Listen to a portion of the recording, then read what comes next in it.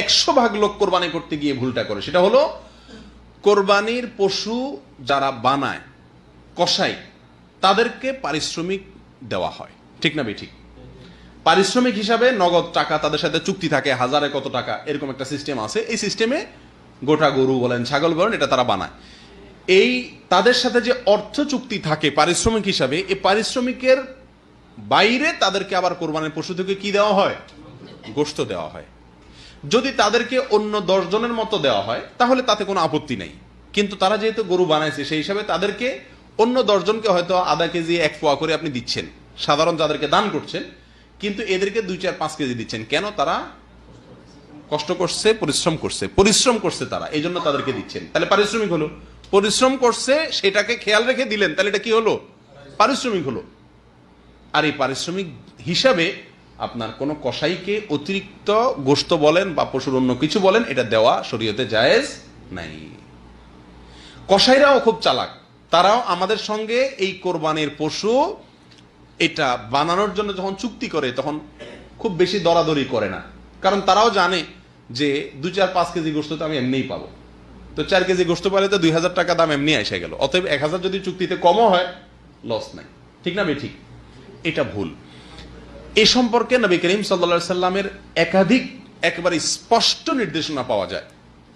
বিশেষ করে সহিহ বুখারীতে নবী সাল্লাল্লাহু আলাইহি সাল্লাম স্পষ্টভাবে তার নির্দেশ পাওয়া যায়। তিনি বলেছেন, লা ইউতা ওয়ালা ইউতা লিজাযারাতিহা শাইআ, কোরবানির পশু এটা কসাই যারা কাটে অথবা এটাকে বানায়, তাদেরকে এই কোরবানির পশু থেকে কোনো কিছু দেওয়া যাবে না। আলী রাদিয়াল্লাহু তাআলা আনহুকে নবী করিম সাল্লাল্লাহু আলাইহি সাল্লাম বিদায় হজের সময় তাকে কোরবানির পশুগুলা, তিনি নিজের হাতে অনেকগুলো কোরবানি করেছেন, বাকিগুলো তাকে করতে বলেছেন। এরপরে বলেছেন এই পশুর সবকিছু বন্টন করে দেওয়া মানুষদেরকে, হাজিদের মধ্যে তাদেরকে খাওয়াও, আর খবরদার কোনো কিছু তুমি ওই কসাইকে বা যারা বানাবে তাদেরকে দিবা না। অর্থাৎ তাদের পারিশ্রমিক আলাদা দিবেন, নগদ টাকা দিয়ে, কোরবানির পশু থেকে আপনি দিবেন না। আসলে কোরবানির পশুর এই গোশত, এটা আমরা কোরবানি করে দিলাম মানে আল্লাহকে দিয়ে দিলাম, ঠিক না ঠিক? আল্লাহ সুবহানাহু ওয়া তাআলার নিয়ম হলো কোনো কিছু আল্লাহকে দান করলে আল্লাহ নিজে সেটা গ্রহণ করেন না। আগের যুগে আল্লাহকে দান করলে মানুষ পাহাড়ে রেখে আসতো, সেটা আসমান থেকে এসে আগুন এসে জ্বালাই দিত, তার মানে আল্লাহ তাআলা অ্যাকসেপ্ট করছেন। আর যদি না জ্বালাইতো তার মানে আল্লাহ ওটা অ্যাকসেপ্ট করেন নাই। আর আখিরি জামানার উম্মতকে আমাদের জন্য আল্লাহ সুবহানাহু ওয়া তাআলা সুযোগ দিয়েছেন। সেটা কি? আমরা আল্লাহ সুবহানাহু ওয়া তাআলার জন্য কিছু দান করলে, যাকাত দিলে, ফিতরা দিলে, সব আল্লাহর জন্যই তো দান করি। আল্লাহ সুবহানাহু ওয়া তাআলা ওটাকে দালিয়ে দেন না। আল্লাহ সুবহানাহু ওয়া তাআলা আমাদের সুবিধার জন্যই, গরিবদের মাঝে বন্টন করার জন্য, নির্দিষ্ট খাতে দেওয়ার জন্য আল্লাহ তাআলা কি করছেন? নির্দেশ করছেন। কোরবানির গোশতটা শুধু ব্যতিক্রম। এখানে আল্লাহ সুবহানাহু ওয়া তাআলা গোশতটা আমাদেরকে খাওয়ার সুযোগ রেখেছেন, যে তোমরা যারা কোরবানি করছো তোমরা নিজেরা কি করতে পারো? এটা খেতে পারো, দান করতে পারো, রাখতে পারো, তিনও সুযোগ আছে। সূরা তিরমিজিতে আসছে, নবী সাল্লাল্লাহু আলাইহি ওয়াসাল্লাম বলেছেন, ফাকুলু মিনহা ওয়া আতইমু ওয়াদাখিরু, তোমরা নিজেরা সেখান থেকে খাও, মানুষকে দান করো, আবার রেখে দাও, সুযোগ আছে। এক সময় নবী সাল্লাল্লাহু আলাইহি ওয়াসাল্লাম নিষেধ করছেন 3 দিনের বেশি রাখা যাবে না, কিন্তু এরপরে সেটা তিনি প্রত্যাহার করেছেন, রহিত করেছেন। এরপর বলেছেন তোমরা এখান থেকে যা খুশি করতে পারো।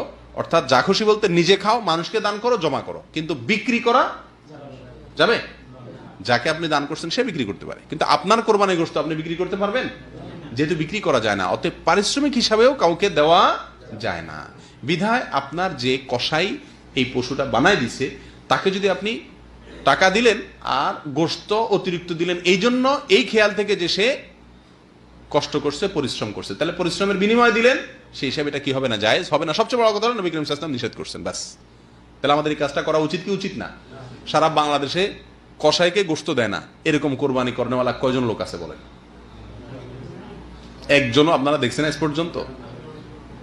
অথচ উচিত হলো কসাইকে আগে ভাগে বলে দেওয়া যে বাবা তুমি এই গরু বানাইতে কত টাকা নিবা বলো, আর মাথায় রেখো তোমাকে কিন্তু আমি কোনো গোশত দেব না, যদি দেই তো অন্য 10 জনকে যেভাবে দেবো তোমাকেও সেই হারে দেব, তুমি এটা বানাইছো সেই হিসাবে তোমাকে আমি এক্সট্রা কোনো গোশত দেব না। এই কথা সাফ এবং পরিষ্কার তাকে